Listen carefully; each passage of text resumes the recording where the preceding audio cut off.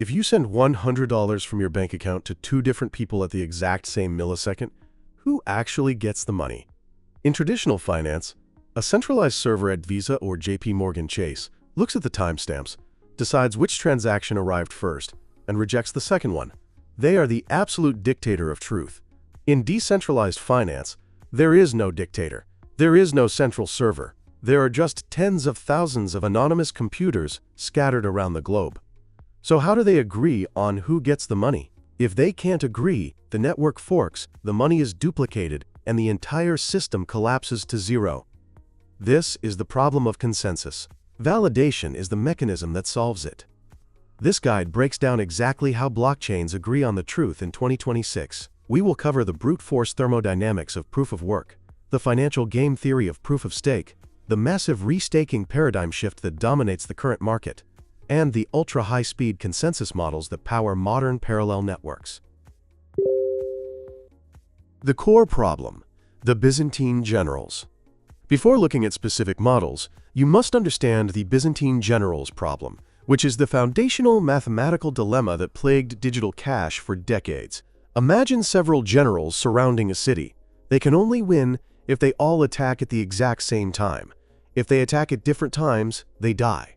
They can only communicate by sending messengers. But what if one of the generals is a traitor and sends fake messages to confuse the others? How do the loyal generals reach a consensus and survive? A blockchain is exactly the same. The generals are nodes, computers running the network software. The messages are your transactions. The network must assume that a certain percentage of these nodes are malicious actors actively trying to forge transactions or double-spend tokens. A validation mechanism is the cryptographic rule engine that forces the network to agree on a single history of events, even when surrounded by liars. Proof of work, PoW, the thermodynamic shield. Bitcoin solved the Byzantine generals' problem by introducing proof of work. In 2026, Bitcoin is essentially the only major network that still uses this model, and it does so for a very specific reason: absolute, unforgeable physical security. In a proof-of-work system, you don't just get to vote on the truth because you downloaded the software. You have to prove you expended real-world energy. As we covered in our mining guide, miners use specialized ASIC hardware to compete in a cryptographic lottery. The first miner to find the winning hash gets the right to bundle the next batch of transactions into a, quote, block and add it to the chain. If a malicious miner tries to add a fake block where they give themselves 1,000,000 Bitcoin, the other nodes will instantly reject it because the cryptographic math won't add up. But what if the attacker tries to rewrite history? What if they want to erase a transaction from 3 days ago? To do that, the attacker would have to remine that block, and every single block that came after it, faster than the rest of the honest network combined. This is called a 51% attack. In 2026, the Bitcoin network's hash rate is so massive that executing a 51% attack would require buying more silicon than currently exists on the open market and powering it with several dedicated nuclear reactors. Proof of work uses the laws of thermodynamics to make cheating physically impossible. Proof of stake, PoS, capital as security proof of work, is secure, but it is slow, and it burns the energy equivalent of a medium-sized country. Ethereum recognized this and successfully transitioned to proof of stake.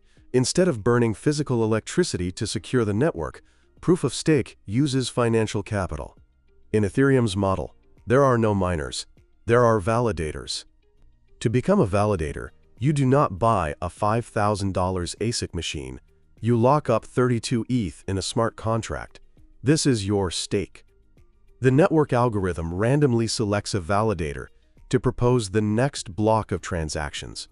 A committee of other validators then checks that block. If the block is valid, everyone earns a small yield, a return on their staked capital. But what if the chosen validator tries to cheat? What if they try to authorize a fraudulent transaction? The network employs a ruthless mechanic called slashing.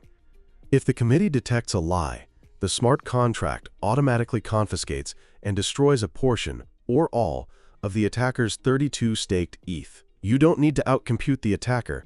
The protocol simply burns their money.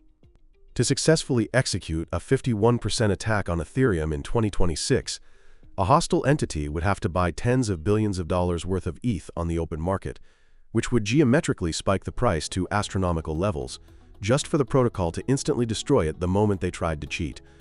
Proof of stake replaces the thermodynamic shield with a financial guillotine. The 2026 meta, eigenlayer and restaking. If you are researching proof of stake today, you cannot ignore the biggest architectural shift of the decade, restaking. Historically, if you staked your ETH, it only secured the Ethereum network. But modern decentralized applications require more than just a base ledger. They need decentralized oracles for price feeds, data availability layers for Layer 2 rollups, and decentralized bridges to move tokens between chains.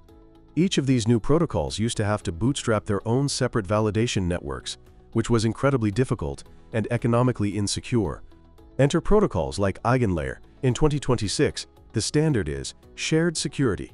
You stake your ETH to secure Ethereum, but then you restake that exact same ETH via a smart contract to simultaneously secure an oracle network and a bridge protocol. You earn multiple layers of yield on the same capital. However, you also take on multiple layers of slashing risk. If the oracle network detects you acting maliciously, it can slash your ETH, even though that ETH is natively staked on Ethereum. This has turned validation into a highly complex, interconnected financial web, creating massive capital efficiency, but introducing the risk of cascading systemic liquidations if a major validator fails.